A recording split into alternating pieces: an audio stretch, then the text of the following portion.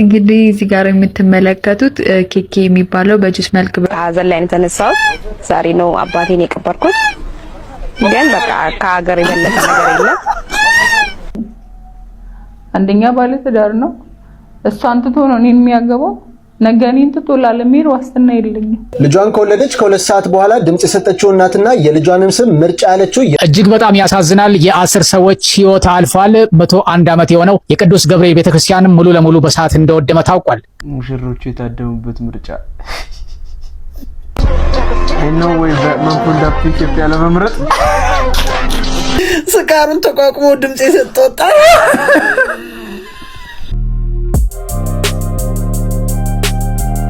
Hey yo, what's up everyone? What's up? እንዴት ናችሁ? እኔ በጣም ደህና ነኝ። እንግዲህ ለትንሽ ጊዜያት ያህል ተጠፋፍተን ነበር። ስፔሻሊ ለትንሽ ሳይሆን ለብዙ ጊዜያት ተጠፋፍተን ነበር። I'm back. We are back baby. We are fucking back. We are back. እንግዲህ እንደምታዩት ተመልሰን መተናል። ሳታ ተመልሷል ይላል። እንግዲህ በዛሬው ቪዲዮቻችን ደግሞ አዳዲስና አነጋጋሪ እንዲሁም ከረንትሊ ብሎ ያደረጉ አንዳንድ ቪዲዮዎችን እንመለከታለን ማለት ነው። ከናንተ የሚጠበቀው ቪዲዮን እስከመጨረሻው የተመለከታችሁ ፈታ ዘና ማለት ነው። የዚህ ቻናል ቤተሰብ ያልሆናችሁ ሰዎች ሰብስክራይብ የምትሏን በተን በመጫን የዚህ ቻናል ቤተሰብ እየሆናችሁ ሌትስ ጎ ወደ ቪዲዮቻችን። Okay, let's go. የኛም ፓርቲ ከመረጣችሁ በቀጣይ ኢትዮጵያ ነዳጅ ወደ ውጪ ትልካለች። በቴሌግራም ነው።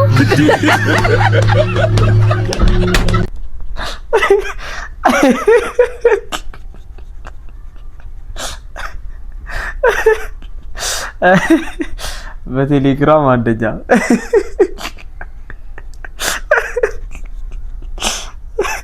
ነቅሎ ሊመርጥ የመጣ የለም። አረ ፋና ቴሌቪዥኖች ዛሬ ከኔና ያሳምሩትም በቤቴና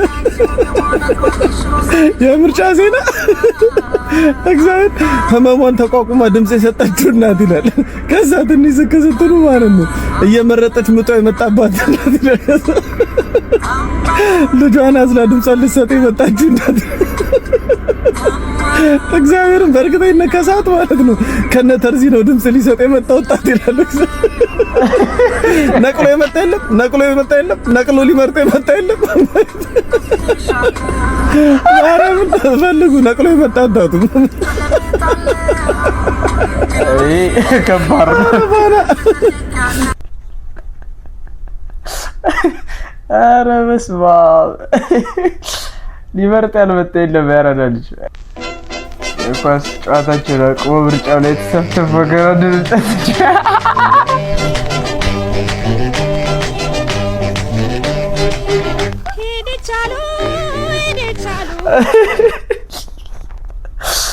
እንዲቻላል እንዴ ሙሽሮቹ የታደሙበት ምርጫ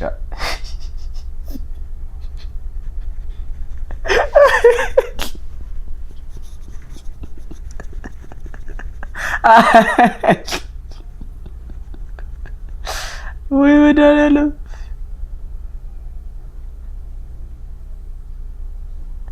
ዛሬ ሰርጋችንም ነው ደግሞ ያው ምርጫችንም ነው። ደስ ይለናል እና እግዚአብሔር ደግሞ ፈቅዶ ወዶ እንደዚህ በሚያምረው መልክ በሚያምረው ሰዓት ሰጥቶን ደስ ብሎናል። የግድ የአንድ ሰው ሻራ ስለሚያስፈልገን ብዙ ፕሮግራም እያለ ብዙ ጭንቀት እያለ የግድ ኢትዮጵያ መውደድ ስላለብን ኢትዮጵያ ደግሞ ትቅደም ብለን ከፊታችን ሁሉም እንደምናወራ ዛሬም ደግሞ በዚህ ጭንቀትም ሆነን በዚህ ደስታም ከባድ ነበረን። ግን እግዚአብሔር ይመስገን ያው ይሄን ሰዓት አገኝተን ይኸው መርጠናል። ደግሞ ሊያደርግም እንደ ትዳርም ሁሌ ሊያደርግ የሚያስበው ነገር ነው። ስለዚህ እሱን ደግሞ ደስ ብሎኝ በውስጤ ያሰብኩትን አድርጌያለሁ። ለኢትዮጵያም ለኛም ይሆናል የሚሉን አድርጌያለሁ። ከባድ ነው። ይሄ በጣም ከባድ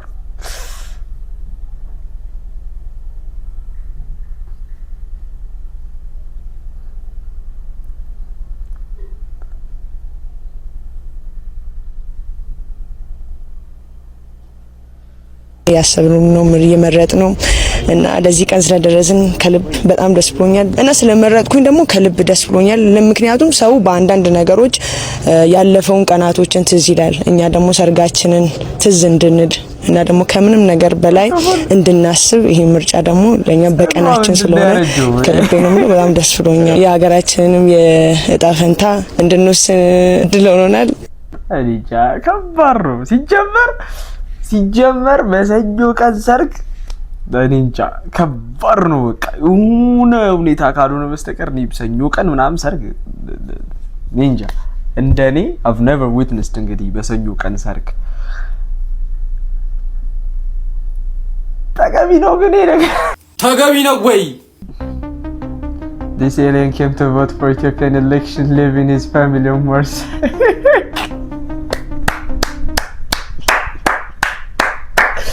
Creativity አንደኛ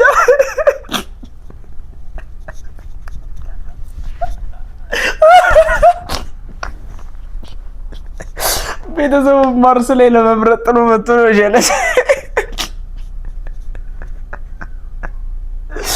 ኤሊን የተሳተፈበት ምርጫ ትናንትና ምርጫ ማን ቢመርጥ ጥሩ ነው? ማን መረጠ? የ8 ወር እርጉዝ ሴት ልትመርጥ ሄዳ ምጧ መጣ። ሆስፒታል ሂጂ ስትባል ሳልመርጥም አልሄድም ብላ እዛ ወለደች። ከዛ በኋላስ እትብቱ ሳይቆረጥ ከእናቱ ቀድሞ ልጁ መረጠ። ምን ሲገርማል? አንድ አይነ ስውር የዘንድሮ ምርጫማ በፍጹም አያመልጠኝም ብሎ ሊመርጥ ሄደ። ከዛ በኋላስ ማየት ቻለ። ምን ሲገርማል እንዴ? መለስ ዜናዊ ብልጽግና መረጠ። እና ደግሞ ሁለት ሙሽሮች በሰርጋቸው ቀን ቬሎ ለብሰው መረጡ።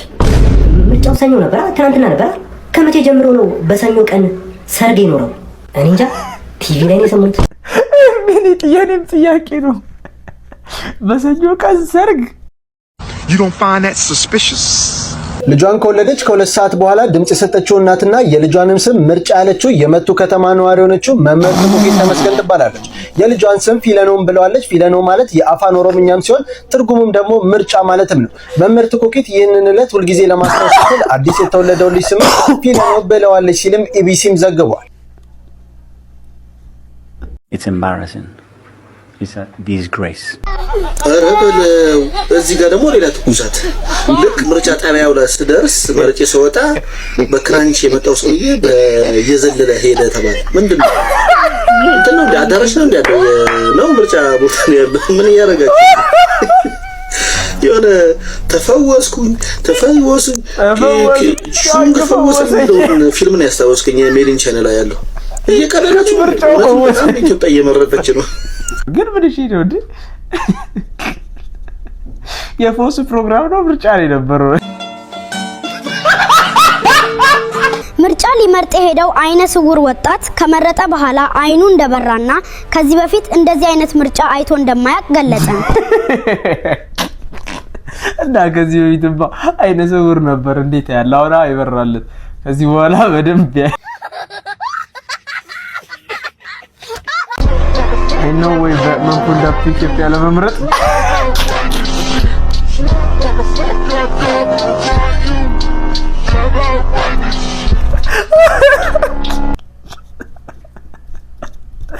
አረ በሰው ሱፐር ዋንስ ቀርቷልስ።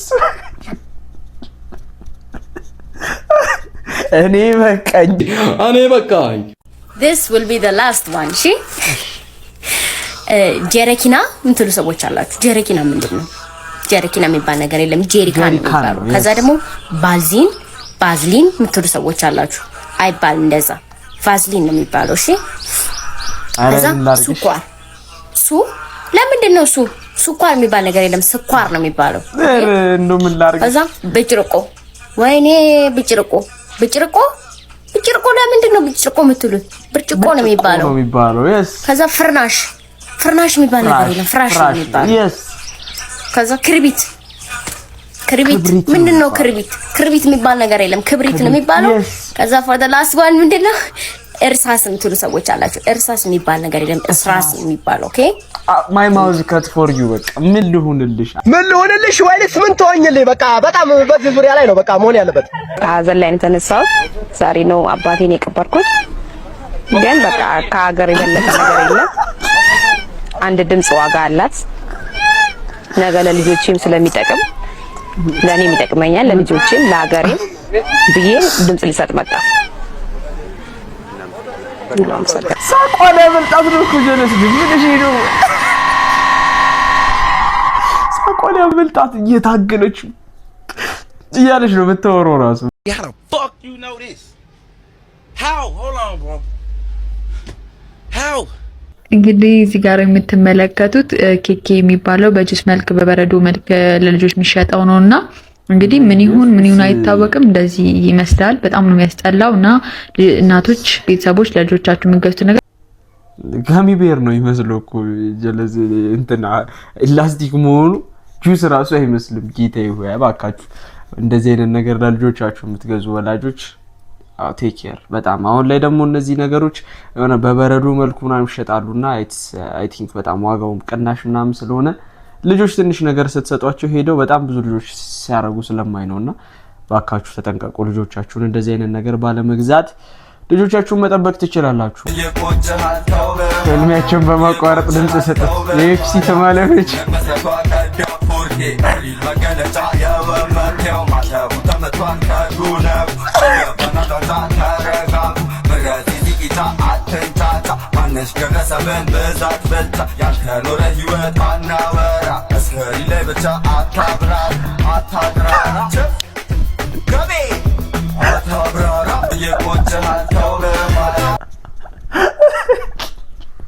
ያልመጣ አካል የለም።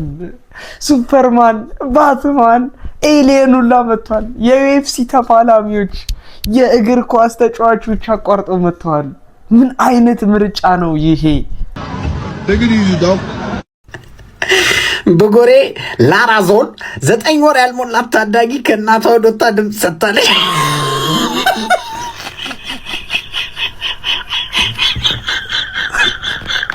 ስካሩን ተቋቁሞ ድምጽ የሰጠው ወጣ።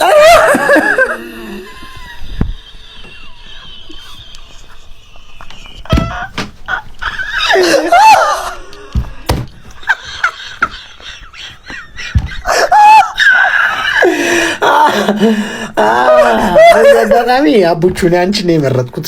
ሙሉ ኢንሳዎችም ሁላችሁንም ነው የመረጥኩት። አይ ላቭ ዩ። አክሰለሬሽን ዲቫይድድ ባይ መልቲፕሊኬሽን is equal to acceleration divided by multiplication substitution ለምን እንደሆነ ታውቂያለሽ? አክሰለሬሽን ዲቫይደር ስታረጋ ዲቫይደር ማለት ነው ማካፈል ነው። እሺ ብራዘሪ ዲቫይደር እንዳይመስል ስልከን ሄደ እንዳሰከው ቲቪውን እንዳነቀለው ያልሽ አክሰለሬሽን ዲቫይደድ ባይ መልቲፕሊኬሽን ዲቫይደር ሲሆን እንዲህ ታሰምራለሽ ወደታች ከስር ነው መስፈሹ ብራዘሪ ፎቅና ምድር ታረጊዋለሽ ቁጥሩን ማለት ነው። አንዱ ጂ ፕላስ ላይ አንዱ ግሮን ዲቫይደድ ባይን ስታስረዳው ገባሻ? ዲቫይደድ ባይ እንዴት እንደሆነ ታውቃለህ ጀለስ? ዲቫይደድ ባይ ማለት ቁጥሮቹን ፎቅ ትሰራላችኋል። አንዱን ጂ ፕላስ አንዴ ታረጋዋለህ፣ አንዱን ግሮን ታረጋዋለህ። ከዛ ከላይው ለምሳሌ 30 ከሆነ 30 ዲቫይደድ ባይ ከታች 50 ታረጋዋለህ ማለት ነው። 50 ግሮን ታስገባታለህ። ያን አፕስቴር ዝቅ ብሎ እያየው ዲቫይድድ ባይ ብሎ አስተምሮን ነው እዚህ ከካምዳዩን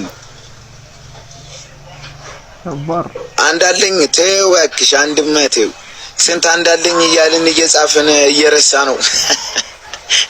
እኔ ረሳዋለሁ አቲም በፊት አንዳለኝ የሚለውን ሂሳብ ስራ አስተምሮኝ ተጽፍልሽና ምናምን አንዳለኝ ታያለሽ እረሳታለሁ። ከዛ ወይስ acceleration divided by multiplication crazy ፊዚክሱን ከማትስ ቀላቅሎ ምን አባቱ አንደኛ ባለ ትዳር ነው። እሷን ትቶ ነው እኔን የሚያገባው። ነገ እኔን ትቶ ላለመሄድ ዋስትና የለኝም።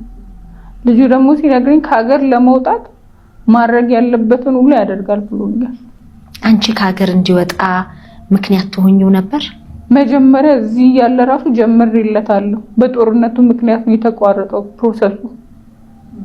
ከዛ ከጦርነቱ በኋላ መጥቼ አብረን እንድንሄድ ተስማምተን ነው የመጣሁት። ቪዛ አለኝ ለመሄድ እዛ ሼፍ ስለሆንኩኝ በቃ ሰውዬ መልካም ሰው ነው።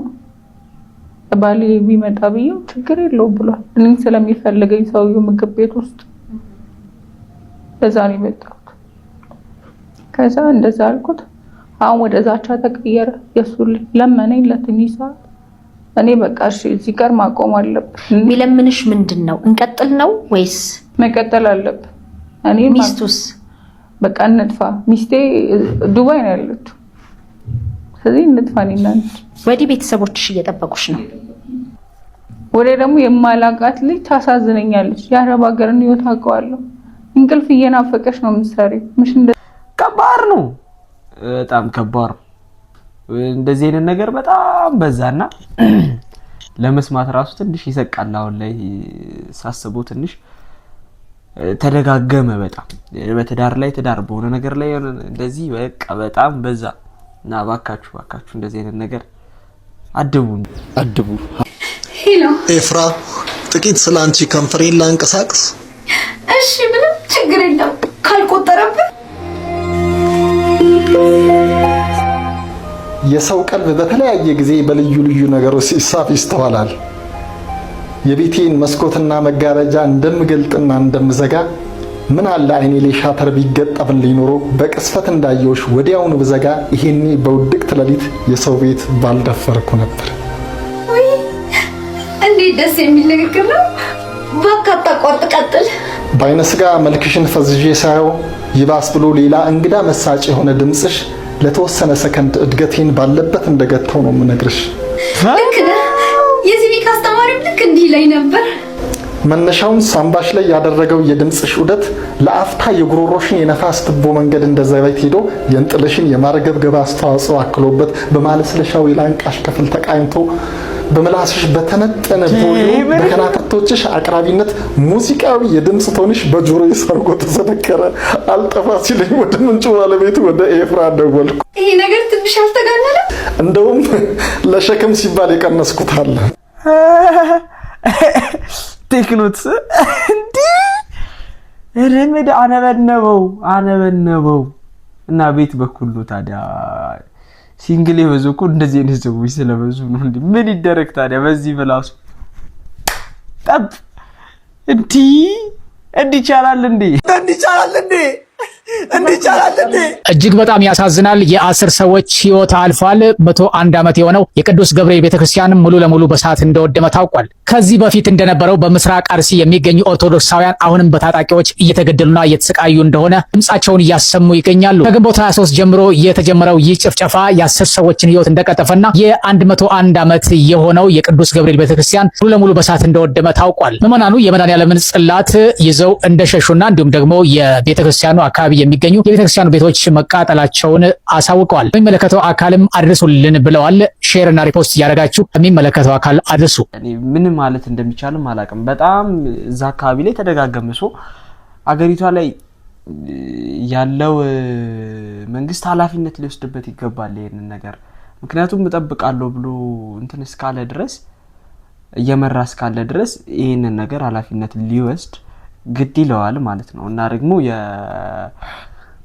የኦርቶዶክስ ቤተክርስቲያንም ያው ትንሽ ዝምታ ነገር ትንሽ የበዛ ይመስለኛል። ብቻ ይሄ ነገር መፍትሄ ሊፈለግለት ግድ ነው። አለበለዚያ ሙሉ ለሙሉ እዛ አካባቢ የሚኖሩ የኦርቶዶክስ እምነት ተከታዮች በአጠቃላይ የመጥፋት አደጋ ላይ ነው ያሉትና ይሄ ነገር መስተካከል ያለበት ነገር ይመስለኛል። ዌል ጋይስ ለዛሬ የነበሩን ቪዲዮዎች እነዚህን ይመስሉ ነበረ። የዚህ ቻናል ቤተሰብ ያልሆናችሁ ሰዎች ሰብስክራይብ የምትለዋን በተን በመጫን የዚህ ቻናል ቤተሰብ እየሆናችሁ ሀሳብ አስተያየታችሁን ኮሜንት ላይ መጻፍ ትችላላችሁ። ቀጣይ ቪዲዮ እስከምንገናኝ ሰላም።